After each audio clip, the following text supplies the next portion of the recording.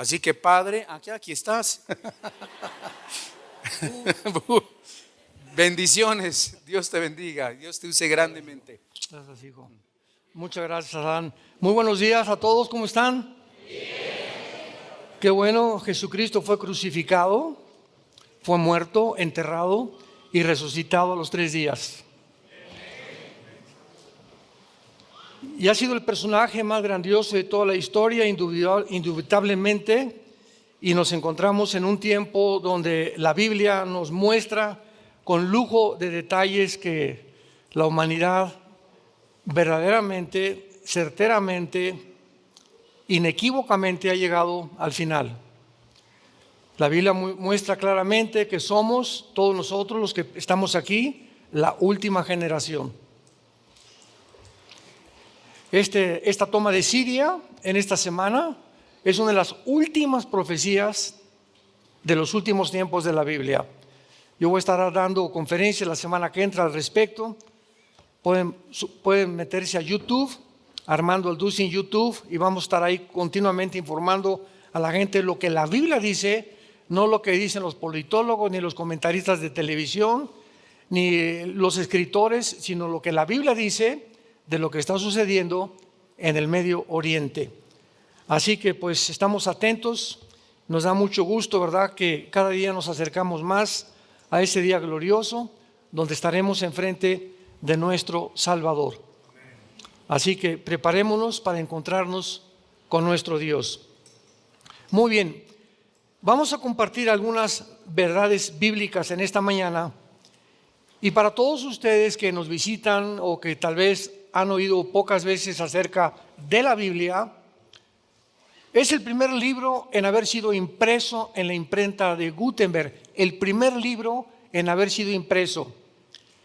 Es el libro que contiene los registros más antiguos de historia, geografía, arqueología, paleontología, antropología, genética, química, matemáticas y cualquier otra disciplina académica que tú me quieras mencionar. No hay comparación con el Tripitaka de Buda, ni con los Vedas de los persas, ni con el Corán del Islam, ni con ningún otro libro religioso. Y el personaje central de la Biblia, que es Jesucristo, no tiene comparación. No podemos poner a Buda, ni a Mahatma Gandhi, ni a Abraham, ni a ningún papa, ni a ningún santo. Nadie se puede poner al lado de la persona de Jesucristo, el Hijo de Dios. Es incomparable su entrada al mundo. Es tan importante la entrada al mundo o en el escenario mundial de Jesucristo que la misma historia está dividida con la venida de Jesús. Yo hace algún tiempo tenía un debate con un ateo por una estación de radio en una nación de Centroamérica, y me decía, es que yo creo que ni siquiera Jesucristo existió.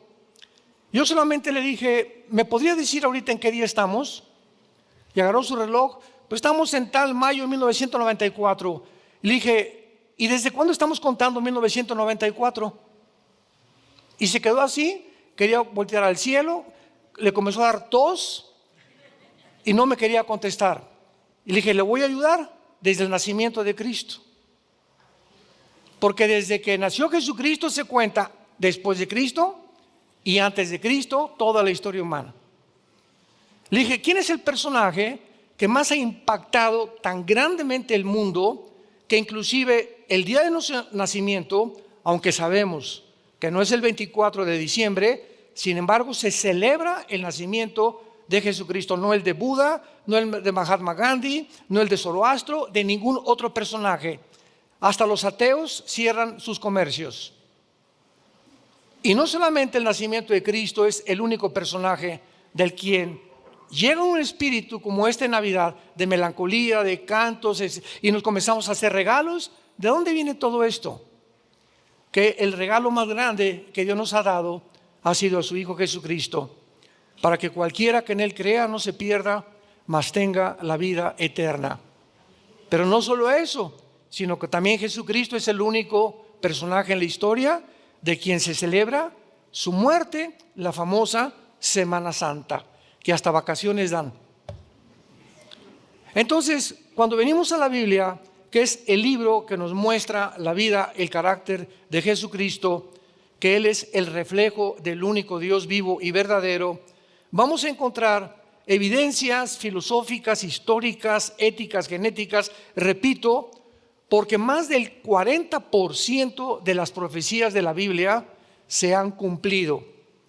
Una de las más grandes profecías que se cumplieron en el siglo pasado fue el 14 de mayo de 1948, cuando la nación de Israel, después de casi 2000 años de exilio, regresa de una forma sorprendente, asombrosa, que ninguna civilización nunca jamás había tenido lugar, un evento de una nación que haya sido exiliada al mundo y que no hayan sido absorbidos ni de su cultura, ni sus tradiciones, ni su religión, ni nada de lo que Israel había tratado de mantener y que lo mantuvo durante cerca de 2000 años. No ha habido eso.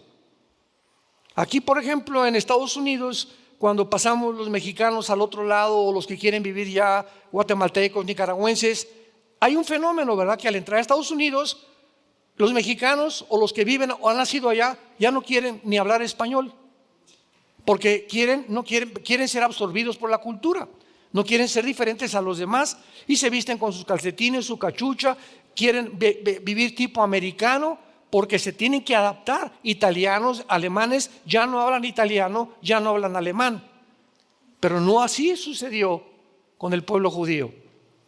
En las conferencias anteriores que dimos el viernes y ayer pueden ustedes encontrar mucho más información. Ahora, muy bien, veamos a continuación que muchos filósofos y muchos escritores han tratado de ofrecernos diversas interpretaciones acerca del origen del universo. Si hay aquí astrónomos, maestros universitarios, simplemente les recuerdo, o ateos, escépticos o personas ateas, de que nunca jamás mediante la ciencia se podrá investigar el origen del universo. Primer paso de nuestra tesis: nunca científicamente se podrá probar el origen del universo. Nunca se podrá probar científicamente quiénes somos, ni tampoco hacia dónde se dirige la humanidad. Ni Walter Mercado, ni el chamán, ni los brujos, ni Nostradamus, nadie nos puede decir con la exactitud y los detalles que están escritos en la Biblia. ¿Por qué digo esto? Porque para que algo sea científico, si hay aquí estudiantes de la universidad, tiene que ser demostrativo, tiene que ser probado en un laboratorio, en un tubo de ensayo, y es imposible que alguien pueda decir: yo estuve en la creación y así fue. Bueno, entonces los astrónomos comienzan a inventar. ¿Y qué fue lo que inventaron desde hace más de 2-3 siglos? Que el mundo se inició con una explosión que se llamó el Big Bang, y que a través de esa explosión entonces hubo una mezcla, una sopa de elementos químicos y se produjo la vida. Y cuando comenzamos a examinar esta teoría, escuchen, que se adoptó como la verdadera teoría del origen del universo en Oxford, en Harvard, en Princeton, en Yale, en la Universidad de México y en las universidades del mundo entero. Y se adoptó además como algo evidencial que podían, y lo escribieron casi científico, que habíamos venido de Chita, que éramos el producto accidental de una evolución, cuando nunca jamás en la historia se ha demostrado la evolución, porque jamás ha habido la mutación de una especie a otra especie. Y cuando se descubre en 1954 por los doctores Crick y Watson la molécula del ADN, el ácido desoxirribonucleico, se acabó. El 60% de los ateos se convirtieron al darse cuenta que era imposible sostener mediante los aminoácidos, ni por la segunda ley de la termodinámica, ni por la biología, y menos ahora por la genética. Era una imposibilidad la evolución. Y se seguía enseñando en las universidades. Entonces vemos nosotros un mundo, ¿verdad?, completamente confundido, donde los científicos también postulan teorías que no pueden tener ningún sostén científico. Si alguien te dice comenzó por una explosión el mundo y el universo, ¿quién produjo la explosión? Y vamos a seguir con esta línea, como decíamos ayer. Y si hubo una explosión, ¿acaso la materia produce el pensamiento o la conciencia? Pienso, luego vivo, vivo, luego tengo que existir. Y si tengo que existir, tiene que haber una causa. Esta causa no puede estar dentro de mí, esta causa está fuera de mí. Así venían y discernían los filósofos griegos la vida. Platón, Sócrates, la mayor parte de los filósofos llegaron a la conclusión de que tenía que haber un Dios. Nunca descubrieron quién era ese Dios, pero no podían concluir que pudiera ser un accidente en la vida. Es un absurdo, es una irracionalidad filosófica del ser humano. Ahora, ¿cómo se originó la vida, verdad? Nadie nos puede decir cómo se originó la vida. Hace algún tiempo hubo un doctor llamado Sigmund Freud que comenzó a tratar, después de que rechazó la Biblia cuando era joven, de investigar realmente el problema de la conducta, de la mala conducta del ser humano. Entonces Freud comenzó a hacer experimentos con personas con problemas de carácter mental y los comenzó a hipnotizar. Y al hipnotizarlos, él trataba de, después de la conciencia, pasarla a la subconsciencia, pasarla a otra conciencia para que de forma inconsciente o subconsciente arreglarlos mientras estuvieran hipnotizados, regresándolos a la conciencia, pudieran estar sanados. Y finalmente atribuyó es que el problema de los seres humanos está en la sexualidad infantil. ¿Y qué atribuyó Freud al ser humano? Que el problema se encontraba en la mente. Damas y caballeros que nos visitan, la Biblia es el único libro que nos dice quiénes somos. Pues lógico, si yo compro un carro en la Volkswagen y se me descompone, no voy a ir a la Mercedes-Benz a que me lo arreglen. ¿Por qué? Porque ellos no son los fabricantes. Entonces, si algo tiene un problema con mi carro, lo llevo con el fabricante. Y si un problema humano existe, no voy con el psicólogo que me ayude, ni con el psiquiatra, ni con la doctora Corazón. Tenemos que recurrir con el fabricante. ¿Y quién fue el fabricante? Dios, el Dios de la Biblia, el Dios y Padre de Jesucristo. ¿Y qué dice Él? Dejemos que Dios nos hable, permitámosle a Dios que pueda exponer realmente lo que la revelación que nos dejó condensada en la palabra de Dios. Y Jesucristo nos dice aquí en la Biblia, a los que lo quieran apuntar, que somos un espíritu, número uno, que tenemos un alma y que vivimos dentro de un cuerpo. Entonces, el ser humano no es solamente intelectual, como dicen ateos, es que aquí hay moléculas moviéndose y somos el resultado de líquidos gástricos y las neuronas que expelen también ciertas cosas y ciertas sopas que se conjugan en el cerebro y de ahí viene el pensamiento. Y vuelvo a repetir, buscan la manera de poder explicarle al ser humano las barbaridades que no pueden explicar porque ellos no son los fabricantes. Entonces, si somos espíritu, el ser humano no lo sabe. Y entonces el ser humano se ha dedicado a ¿qué cosa? Alimentar la mente, o sea, el intelecto, filósofos, ciencias políticas, astronomía, y nada de eso está mal. Y el cuerpo, una buena comida, una buena alimentación, una buena bebida, no Coca-Cola, no harinas blancas, no sal, etcétera. Ejercicio, porque el cuerpo necesita un sostenimiento, así como la mente. Una persona que no lee un libro al mes, te vas a quedar hecho un chorizo. Dicen que en Europa leen 30, 40 libros mínimo los universitarios al año. Cuando se hizo la investigación en el continente americano, ¿cuántos libros se leían en México? 1 cada 3, 4 meses. Con razón. Tenemos que alimentar la mente. Pero ¿cuántas Netflix ves? ¿Y cuántos cuentos de Calimán te has leído? ¿Y cuántas telenovelas han visto? No se pierde ninguna telenovela. Por eso estamos como estamos. donde hemos llegado a un punto donde ya no discernimos ni qué está pasando con el gobierno, ni qué está pasando con México, ¿verdad? Porque el fraude más grande del siglo XX fue la teoría de la evolución. Fuimos engañados y volvimos a ser engañados en el siglo XXI y de una forma pseudocientífica. Y ahorita andan buscando al doctor Fauci y al doctor Bill Gates para meterlos a la cárcel. Así está el mundo completamente desesperanzado. Entonces baja Jesucristo, Dios manda al mundo a su Hijo Jesucristo hace 2000 años. Y Jesucristo dice esto: no solo de pan vivirá el hombre. Y se lo dice a Satanás, Mateo capítulo 4, sino de toda palabra que sale de la boca de Dios. Dios viene en la forma de su Hijo al mundo a decirnos: si tú eres espíritu, hijo mío, tu espíritu está completamente muerto. Y entonces estás tratando de comprender el universo, el mundo, mentalmente, intelectualmente, e intelectualmente es limitada el pensamiento y el conocimiento humano. Y cuando un ser humano quiere tratar sin el espíritu intelectualmente de buscar y conocer a Dios, acaba loco.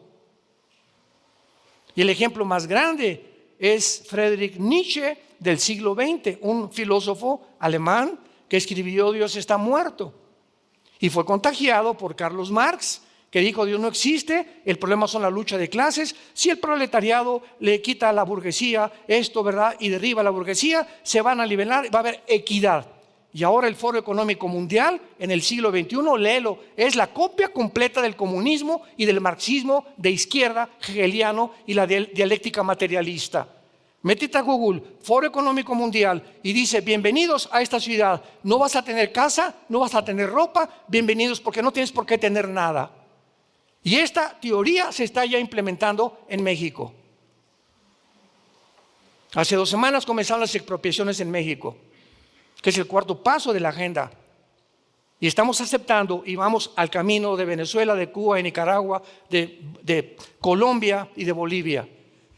Y nadie está consciente de todas estas cosas. Seguimos como borregos, conformándonos solamente en mi mundo, sin interesarme lo demás, ni tampoco poner a Dios dentro de mi vida. Lo sacamos de la ecuación y por eso perdemos completamente el rumbo. Entonces Jesucristo nos dice: tu espíritu necesita alimento, y el único alimento para nuestra vida espiritual se encuentra en la Biblia. Dice el 2 de Pedro capítulo 2: deseen como niños recién nacidos la leche espiritual para que por ella crezcan para salvación.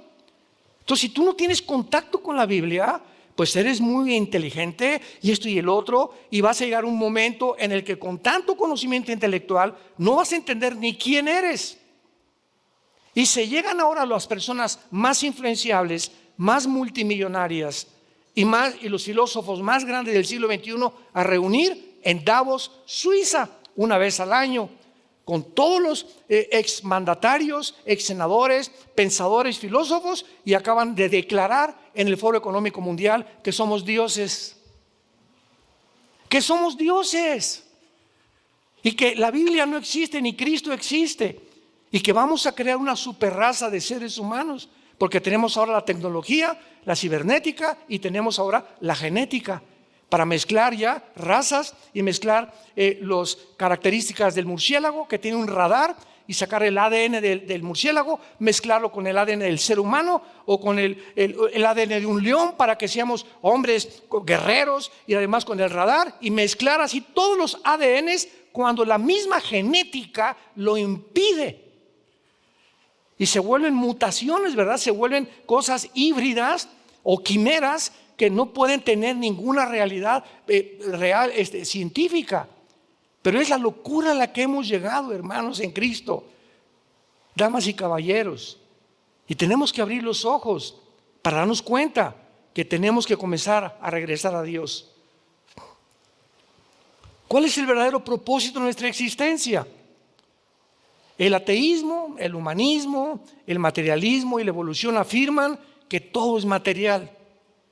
Yo lo digo porque yo, antes de convertirme y conocer a Jesús, yo fui ateo. Yo me decepcioné de la religión, no de Jesús, porque crecí en colegios lasallistas, en la primaria, la secundaria, la preparatoria, jamás nos enseñaron la Biblia, nos enseñaron una religión. Y cuando me dijeron que yo ya quería ser cura, a los 14 y 15 años de edad, en el seminario salesiano de Acapulco, Guerrero, y me dijo el arzobispo, en una mañana, todos los que éramos como 4 o 5 estudiantes que estábamos juntos, nos entraron como acólitos. ¿Se acuerdan que antes había los acólitos? Y nos enseñaban el latín para que le contáramos al padre. Cuando el padre entra al altar, dice, me introduzco al altare Dei. Le teníamos que contestar a Deum Collectifica Juventutem Meam. Él dice, me introduzco al altar de Dios a ofrecer el sacrificio de Cristo por los vivos y los muertos. ¿Y qué dice la Biblia? Que ya fue sacrificado. Entonces, ¿qué es lo que estaba diciendo este señor al entrar a un supuesto altar? Que se brincaron la cruz y que ahora tenías que volver a recibirlo con la famosa comunión. Y te tomas la comunión el domingo y el lunes, martes y miércoles te portas como diablo y la vuelves a tomar otra vez el domingo. O sea, Cristo entra y se sale, entra y se sale. ¿Y qué dice la Biblia? Les doy vida eterna para siempre.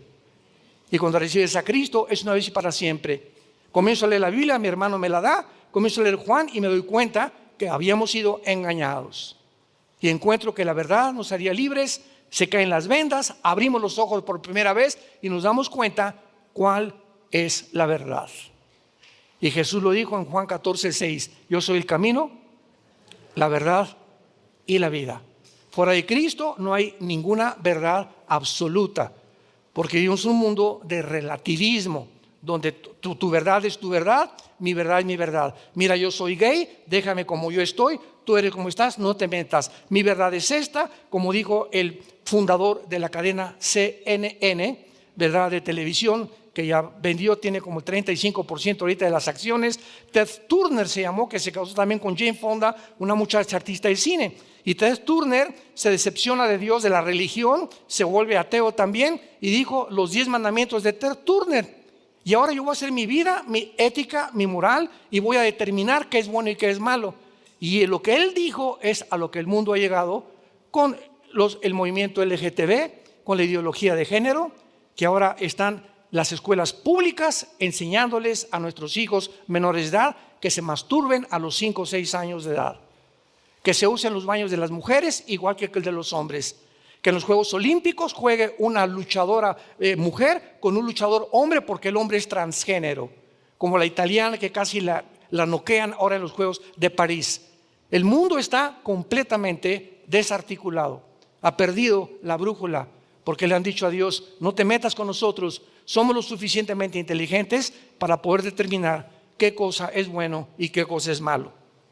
Tenemos ateos como Carlos Marx, Sigmund Freud, Nietzsche, Bertrand Russell, que dijo, bueno, pues es que jamás se podrá llegar a la verdad. Y cuando descubrimos a Bertrand Russell tenía 5 esposas y 2 amantes. Jean-Paul Sartre, el padre del existencialismo, fue mi ídolo en los 60, 70, cuando yo era ateo. Sartre escribió El muro y la náusea. Esos libros yo me los devoraba cuando era joven. Y en uno de sus libros, en El muro, dice Jean-Paul Sartre, veo un muro donde yo estoy tratando de poder determinar cuál es mi propósito en la vida. Porque ya negué a Dios y si no hay Dios, entonces ¿qué hay? Y pone ahí, me estrellé contra el muro porque no puedo brincar ese muro al otro lado. Y dice Sartre, yo sé que al otro lado hay algo, pero no puedo verlo. Y lo que él estaba diciendo es, he descubierto que estoy limitado, que por más inteligente que yo sea, no voy a poder comprender a Dios. Es necesario que Dios se revele a mi mente, porque por medio de mi intelecto nunca lo podré comprender, que es exactamente lo que la Biblia dice. Y su hija antes de morir le dice a Sartre, papá, ¿qué es lo que te pasa? Y Sartre le dice antes de morir a su hija, hija, ¿sabes cuál es mi tragedia? Que he tratado de vivir toda mi vida luchando contra alguien que no existe. Entonces perdí mi propósito de la vida. ¿Cómo es que gasté mi vida tratando de demostrar que alguien no existe? Si no existe, pues no existe y voy a vivir. Pero ¿por qué trato de convencer a las demás personas que no existe? Perdí el tiempo. Y como dijo el gran filósofo francés, que igual que Laplace y que Kepler, etcétera, etcétera, que llegó un ateo y le dijo, mira, Dios no existe. Y le dijo este filósofo francés, que era cristiano, mira, lo único que te puedo decir yo es que si tú te mueres, dice la Biblia que te vas al infierno. Y si yo me muero, dice la Biblia que Jesucristo viene por mí para llevarme al cielo. Entonces, vamos a suponer este cálculo. Si tú te mueres, yo no pierdo nada, ¿verdad? Porque dices que no existe nada. No hay Dios, no hay infierno, no hay cielo. Pero si tú te mueres y yo tenía razón, ¿qué amolada te vas a llevar? Prefiero creer a no creer. Siguiendo una línea elemental de lógica filosófica natural. Ahora, ¿existe alguna moral absoluta? El mundo que vivimos dice que no hay ninguna verdad absoluta. Al contrario, todas son especulaciones, ¿verdad? Vuelvo a repetir, tu verdad no es mi verdad, no hay una verdad absoluta, todo es de acuerdo a la perspectiva en la que tú percibas el mundo y el cosmos, etcétera, etcétera. Entonces, cada quien, como dice la Biblia, como ovejas nos hemos cada quien salido del corral, y unos piensan esto, otros, tratando como seres humanos limitados, frágiles que somos, vulnerables, tenemos que morir, la vida es cortísima y pasamos el mundo como dioses. Estoy en un mundo que no entiendo, un cosmos que no sé ni por qué nací, pero yo sé que las respuestas están en mí. No puede haber alguien fuera de mí que me dé explicación de por qué soy como soy. Y esas personas así mueren exactamente, dice la Biblia, igual que como mueren las vacas. Igual que como mueren los animales. ¿A qué me refiero? Los animales se despiertan, comen su comida, su cena, y se levantan, comen, otra vez, duermen y otra vez, y así pasa su vida. Y los seres humanos, dice la Biblia, que pasan su vida sin jamás haber descubierto que el Dios que existe tiene un propósito para tu vida. Has vivido en las tinieblas, naciste en las tinieblas, viviste en las tinieblas, alcanzaste y fuiste presidente, y 5 compañías como Steve Jobs, el que fundó la famosa red de Apple, muere y dices que con todos los millones que yo tuve, murió de cáncer porque buscó brujos para que lo curaran. Dice Steve Jobs, jamás se puede descubrir la verdadera razón por la cual existí. ¿De qué me sirvió ser multimillonario? Jesucristo dijo, ¿de qué le sirve al hombre ganar el mundo si pierde su alma? ¿De qué te sirvió ser y tener el poder que pudiste adquirir y el dinero que alcanzaste? Y ya fuiste diputado, y ya fuiste gobernador. ¿Y después qué? ¿Qué no sabes que la vida se te tiene que acabar? Y cuando se te acabe la vida, ¿qué es lo que vas a poder abrir al abrir los ojos? ¿La condenación eterna o el cielo que Jesucristo viene por nosotros? Y tenemos una sola vida para decidir lo que queremos hacer con nuestra vida. Ahora muy bien, en Juan capítulo 17, que es una de las oraciones más maravillosas que se encuentran en la Biblia, Jesucristo ora al Padre antes de morir. Y podemos contestar en este pasaje realmente cuál es el propósito por el cual tú y yo nacimos. A los jóvenes se les enseña, hijo, busca una profesión donde hagas dinero. ¿No es cierto? No, papá, quiero ser futbolista. Pues mira, va a estar muy difícil, que ser como Messi o como Cristiano Ronaldo, ¿verdad? Te vas a morir de hambre. Quiero ser músico. No, pues mira, búscate una profesión donde hagas dinero. Siempre estamos impulsando y motivando a nuestros hijos el dinero, el dinero, el dinero. Y cuando esos padres se mueren, los hijos como alacranes están esperando que se muera el viejo para ver qué herencia les dejó. Y cuando tú te mueras y les dejaste $5 millones a tus hijos y todo lo que tú trabajaste, ¿para qué lo hiciste? Para dejárselos a hijos tuyos, a una herencia que tú dejaste, que nunca les hablaste de la vida eterna ni el propósito por el cual vienen a vivir. Tú le dejas a un hijo tuyo dinero, ese hijo se va a echar a perder y se convierte en una maldición para su vida. Pero si tú te mueres y tus hijos no tienen ni un petate donde acostarse, pero con la seguridad que tu hijo, mi Panchito y mi Carmelita, tienen a Jesucristo, te mueres en paz porque Dios se va a encargar de ellos. Y Dios los va a bendecir tarde o temprano. Y Dios va a hacer que les vaya bien en la vida tarde o temprano. Te mueres en paz. Entonces veamos los valores desde la perspectiva bíblica, desde la perspectiva divina. ¿Para qué vives? ¿Para hacer dinero? ¿Para hacer fama? ¿Publicidad? ¿Para que seas conocido? ¿Para que tengas poder? Porque dicen, bueno, pues es que si tengo dinero, ahora tengo poder. O para pertenecer a un partido político donde están todos y ahí está el pastel, pues me voy a donde está el pastel y mis convicciones filosóficas, estadísticas, etcétera, etcétera, los derrumbo. La familia no importa, el matrimonio no me importa, ni mis hijos tampoco. Quiero poder. Quiero pertenecer a ese grupo político, quiero pertenecer a ese grupo de intelectuales. ¿Por qué? Porque quiero ser entre ellos, quiero ser grande.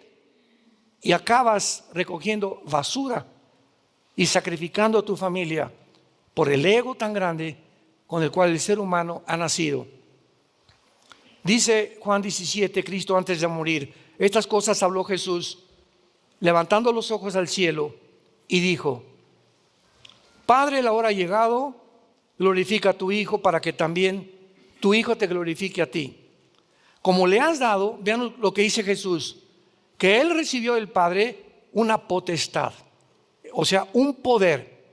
Dios le dio a su Hijo al venir al mundo un poder sobre todos los seres humanos, sobre toda carne. ¿Para qué? Para que Él nos diera la vida eterna. A todos los que le diste. ¿Y qué es la vida eterna? Que te conozcan a ti, al único Dios verdadero, y a Jesucristo a quien tú has enviado. Dios manda a su Hijo para decirnos: diles que son peregrinos, que somos extranjeros y estamos habitando un mundo temporalmente, y que la vida no se acaba con la muerte. Y yo tengo que demostrarles que la vida no se acaba con la muerte. ¿Y qué hizo Jesucristo? Es crucificado, muerto, enterrado y resucitado a los 3 días. Y la resurrección de Cristo es la base fundamental, el bastión del cristianismo. El cristianismo no podría existir si Cristo no hubiera resucitado. Porque si no hubiera resucitado, hubiera sido como todos los grandes líderes religiosos que acabo de mencionar, que hay en la tumba de Buda, está la tumba de Mahatma Gandhi, ahí está la tumba de Mahoma, ahí está, pero ve a Jerusalén y está la tumba de Jesucristo vacía. Y no solamente eso, sino las pruebas históricas que existen de la resurrección de Jesucristo. Entonces, si Jesucristo no resucitó, nosotros tampoco vamos a resucitar. Y si no hay resurrección de muertos, comamos, vivamos. ¿Para qué le soy fiel a mi esposa? El que no tranza no avanza. Aquí se trata todo de hacer dinero. Pues voy a chantajear, voy a defraudar, no voy a pagar mis deudas. Voy a tratar de tener amigos por intereses políticos o económicos nada más. Voy a tratar de abrirme paso a como dé lugar. No me importa que sacrifique a mi familia, porque solamente soy yo. Hago mi jaula a mi alrededor y me meto en una pecera donde solo yo existo. Mis propósitos, mis intereses y los demás a mi alrededor, no me importa nada. Y viene Jesucristo y nos rompe esa cápsula en la cual nos habíamos encerrado y nos dice: el secreto de la vida no está encerrarte en ti, sino en vivir para los demás. En vivir para los demás. Yo no vengo a que ustedes me sirvan. Yo, el creador del universo, de las galaxias, de las estrellas, de los peces, de las hormigas, de los pájaros, de los seres humanos, de todo lo que existe, vengo a hincarme delante de ustedes y lavarles los pies y decirles que los amo y que mi resurrección es la prueba más grande que ustedes también van a resucitar.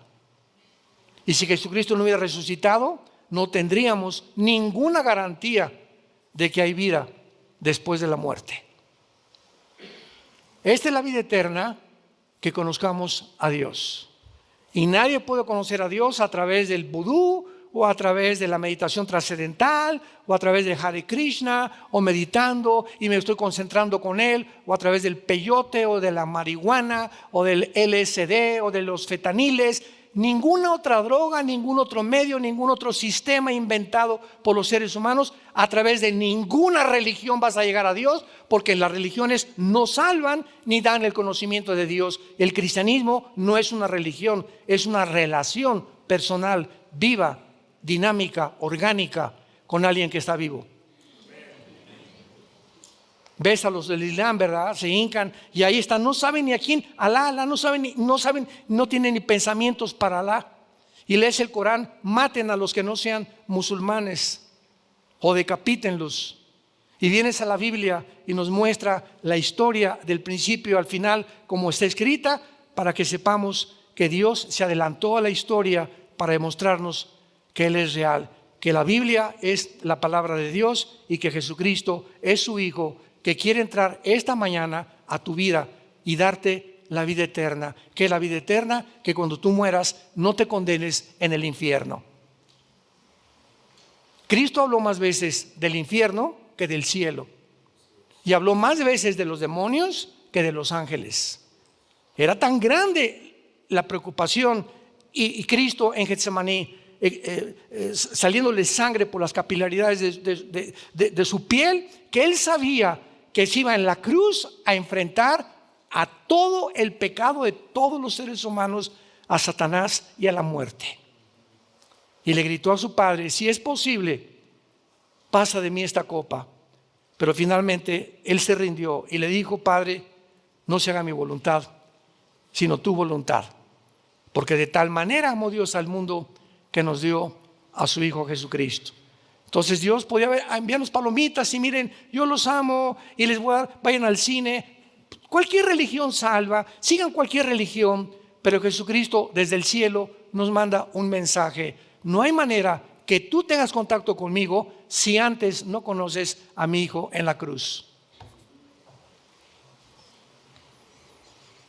No hay manera de conocer a Dios si antes no conoces a Jesucristo, porque Jesucristo, el mediador, el que nos conecta con la fuente de energía.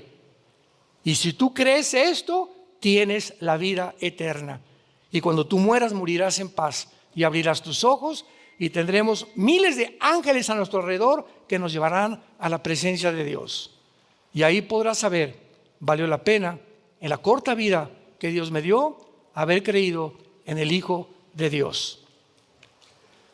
Ahora veamos claramente también que en la Biblia encontramos varias falsas doctrinas y casi todas las cartas de los apóstoles, como Timoteo, Filipenses, Gálatas, la carta a los Corintios, son advertencias que mientras estemos los cristianos en este mundo, se van a levantar falsos apóstoles, falsos profetas, falsos maestros que por todos lados van a tratar de engañar. Les voy a citar algunos rápidamente. Por ejemplo, hay una secta que se llama los Testigos de Jehová y fueron fundados por Charles Russell en 1844, y ellos profetizaron que Cristo vendría en 1874 y que el mundo acabaría en 1914. Ellos no creen en el infierno, no creen tampoco que Cristo es Dios, no creen en la vida eterna. Eso es una falsa, completamente un falso profeta. Tenemos al fundador de los mormones, José Smith, 1880. Este hombre, José Smith, un día llegó con su esposa y le dijo: ¿sabes qué? Que se me apareció un ángel que se llamaba Moroni. Y este ángel me dijo que fuera a cierto lugar, un montecito, e iba a encontrar yo unas tablas escritas en egipcio cuneiforme, y que yo las tradujera, y de ahí salió el libro del Mormón. Vamos a ver que fue una mentira. Y además le dijo a la esposa, y además me dijo el ángel que tú no eras la única, que puedo tener 10 igual que tú. Yo le he dicho muchas veces que si yo llego a mi casa mañana y le digo a mi esposa: duermo en el suelo. O ahí está tu maleta, para llegar a carretera. O sea, vino el politeísmo. Entonces, este hombre, José Smith, dijo esto, ¿verdad? Cosa que no es verdad, porque el libro del Mormón es una versión falsa de la Biblia King James en inglés, con algunas modificaciones. Tampoco ellos creen que Jesucristo es Dios, pero además tienen el libro del Mormón, la perla de gran precio, doctrinas y convenios, donde se introduce la poligamía, y fue muerto él en la cárcel, porque en ese tiempo la Constitución de Estados Unidos fue hecha y estaba prohibido tener más de 2 o 3 mujeres viviendo contigo. Lo mataron a José Smith en la cárcel. Tenemos a Jim Jones, 1978. ¿Se acuerdan de Jim Jones? Era, entre comillas, se decía pastor en California. Y entonces juntó un grupo como de 1,000 personas y se las llevó a la Guyana. Buscan hasta su vida en internet. Y se los llevó a la Guyana junto a Venezuela, y allá les dijo que era el milenio, que iba Jesús muy pronto a venir por ellos. Y entonces comenzaron todos a trabajar en el campo. Al año de estar ahí en la Guyana, comenzó a decirles a los hombres que sus esposas eran de él, y comenzó a tener relaciones con todas las mujeres del campamento casadas, y a tener hijos con todos. Y los hombres, de una forma incomprensible, pero comprensible espiritualmente porque eran demonios, se convencieron los hombres que él era Mesías y le entregaron a sus esposas. Tú dirías, yo tendría que estar loco para hacer eso, ¿verdad?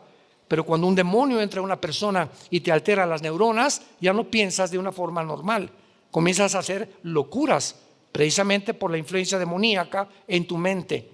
Entonces Jim Jones, ¿verdad? Finalmente los senadores de Estados Unidos mandaron aviones para investigar qué estaba pasando en la Guyana con los ciudadanos americanos. Entonces él descubrió, y cuando iban saliendo de regreso los senadores, que descubrieron que era un falso profeta, los mataron a todos en el aeropuerto. Hasta que al final él a todos los 1,000 personas del campamento les dio a beber en un Kool-Aid veneno, y todos se suicidaron, y él se pegó un balazo en la cabeza. Y tenemos a David Koresh también. David Koresh, 1993, en Waco, Texas, líder de la secta los Davidianos. Enseñaba que él era el ángel del Apocalipsis. Sedujo lo mismo a todas las mujeres y a los niños los violaba. Ordenó que compraran armas largas, y cuando llegaron el ejército, la FBI, la policía para rodear el campamento y darse cuenta que no era un grupo cristiano, incendiaron completamente y se murieron quemados la mayoría. Y tenemos finalmente a Juan Carlos Miranda en el año 2000, líder de la secta Creciendo en Gracia. Ven en el internet Juan Carlos Miranda. Dijo primero que él era Cristo, después el anticristo. Y cuando entraba hacia el púlpito decían: damas y caballeros, Jesucristo en persona. O sea, ¿cómo puede un público, el día que Alan les diga Jesucristo en persona, ustedes van a ir a esta iglesia, ¿verdad? Venía Alan, el pastor ya se volvió loco, ¿qué le pasa? Pero ¿cómo es posible, pregunta, que haya un público que acepte esto? Nos damos cuenta que poco a poco el engaño va entrando porque los cristianos no quieren estudiar la Biblia. Y llega el momento en tu negligencia espiritual que comienzas a creer cualquier cosa, porque ya no tienes el discernimiento para saber quién es verdadero y quién es falso, porque no te ha gustado nunca estudiar las Sagradas Escrituras. Y finalmente tenemos también extremos en las profecías bíblicas. Por ejemplo, hace algún tiempo oí que no sé cuántos se acuerdan de las famosas lunas de sangre. ¿Se acuerdan? Que fueron las famosas lunas de sangre. Y comenzaron las redes sociales que Cristo ya venía, que esto y que el otro, y que era la señal, y que era el cumplimiento de Joel 2, 30 y 31. Vean lo que dice Joel 2, 30 y 31 en el Antiguo Testamento. Dice así: y daré prodigios en el cielo y en la tierra, sangre, fuego y columnas de humo. El sol se convertirá en tinieblas y la luna en sangre antes, por el amor de Dios, subraya esa palabra. ¿Cuándo va a suceder eso? Antes que venga el día grande y espantoso de Jehová, que es la segunda venida de Jesucristo. Entonces, ¿cómo pueden adelantarse, verdad, de que ya Jesucristo iba a venir cuando ni siquiera estamos en la segunda venida, cuando ni siquiera el anticristo ha surgido? Tal vez un chip o alguna implantación que se haga por debajo de la piel, que pueda tener el control y tu información de quién es tu seguro social, qué enfermedades tienes, etcétera, etcétera. Y tú vas a llegar a una tienda, a comprar un coche, a vender una casa, y no podrás hacer ninguna transacción hasta que tú puedas pasar por ciertos aparatos como están actualmente en los aeropuertos ya en el mundo entero, y pueda detectar quién eres. Y cuando tú tengas la marca, tu condenación está completamente asegurada. porque las personas que se marcan con la marca del anticristo no tendrán salvación. Lo dice Apocalipsis capítulo 14. Entonces tenemos que abrir los ojos, igual el anticristo. Ahorita que entraron ya los islámicos a Siria, me llegaron correos anoche a las 11 y 12 de la noche, me despertaron. Ya ni la muelan de despertarme. Oiga, este señor Al-Galani, el nuevo líder ahorita de los yihadistas ahí en Siria, te están diciendo que es el anticristo. ¿Qué dice la Biblia del anticristo? Que va a surgir cuando se junten 10 naciones, 5 de Europa, ya lo hablamos ayer, y 5 del Medio Oriente. Y una vez que haya un G10 de naciones, 5 de Europa y 5 del Medio Oriente, porque Europa va a quedar sola, Estados Unidos va a caer, tarde o temprano, Rusia va a caer, va a quedar como un pollito desamparado. Europa va a tener que pedir el petróleo al Medio Oriente y se van a unir Europa con el Medio Oriente. Y cuando esta unión haya, y la leamos en los medios de comunicación, de uno de estas 10 naciones saldrá el anticristo. Y lo hemos repetido tantas veces, lo enseña la Biblia por todos lados. Y el anticristo va a ser islámico, va a ser musulmán. Y va a salir exactamente de donde está ahorita la rebelión en Siria y entre Irak. Porque en el Antiguo Testamento, Babilonia, que era la cabeza del estatua de Nabucodonosor, era Babilonia, que es Irak, Siria y el Líbano, o sea, la antigua zona de la Mesopotamia, que significa tierra entre dos ríos, entre el Tigris y el Éufrates. Entonces, ahorita la zona geográfica donde acaban de derrocar al presidente de Siria y Rusia se sale e Irán se sale, inconcebible, porque Rusia tenía en Siria la única base naval al Mediterráneo. Y el hecho que Putin no haya hecho nada, síganme con cuidado, el hecho que Putin haya dejado que Assad, dicen que nadie sabe dónde está, pero no lo defendió, ni Estados Unidos lo defendió, y entraron los yihadistas. ¿Qué significa esto? Que Rusia está a punto de caer también. Pero acuérdense cuando cayó el comunismo en 1991, que Mikhail Gorbachev dijo, es que teníamos desde los 80s, 10 años, con una vida de bluff. La Unión Soviética era una fachada, donde todo el mundo, Rusia y el poder, estábamos en la pobreza, dijo Gorbachev. Sacamos a Dios y nos alejamos del capitalismo. Y ahorita igual en sus últimos, Putin, voy a usar las bombas nucleares y voy a hacer esto por el otro. ¿Y por qué le pidió 25,000 soldados a Norcorea hace como 3 o 4 semanas? Porque no ha podido con la guerra de Ucrania. Porque no ayuda ahorita y defiende la única base naval que tiene, porque es puro bluff, nada más. El poder de Putin es la guerra nuclear. Y si llega a usar las bombas nucleares, entonces sí, seguramente va a ser la causa de la caída de Washington. Solamente falta un misil nuclear a Washington para que solamente la ciudad de Washington desaparece el gobierno de Estados Unidos. Una bomba en Moscú, desaparece toda la Unión Soviética. Entonces estamos en un mundo de una confrontación donde todas las piezas están acomodando y la Biblia nos dice exactamente cómo vamos a llegar hasta el fin para que tengamos paz. Para que en esta mañana te arrepientas de tu vida. Para que en esta mañana consideres que tú no tienes la garantía, ni yo tampoco, de que mañana vamos a amanecer. Nuestra vida siempre pende de un hilo. Un infarto al corazón, de repente te sientes muy bien y vas al doctor. Discúlpeme, don Pancho, pero la radiografía dice que usted está lleno de cáncer. Una embolia cerebral, una bala perdida, un accidente de tránsito. Ni tú ni yo sabemos que mañana vamos a vivir. La Biblia dice, como tú no sabes y tu vida es tan inestable y tan incierta, acuérdate y no te endurezcas cuando oigas su voz. No se endurezcan cuando ustedes oigan la voz de Dios. Y esta voz que es a través de la Biblia, yo no soy la voz de Dios, es la Biblia. Yo cito y les digo lo que dice la Biblia. Yo no soy profeta ni apóstol. Soy un simple pastor que comparto este mensaje hace 47 años para decirles a ustedes, este libro dice, no digan, el pastor dijo, la Biblia dice que te arrepientas por cuanto Dios ha establecido un día en el que va a juzgar a los vivos y a los muertos. Va a haber un juicio y todos los hombres y presidentes y dictadores y criminales y violadores van a ser juzgados. Y si murieron aparentemente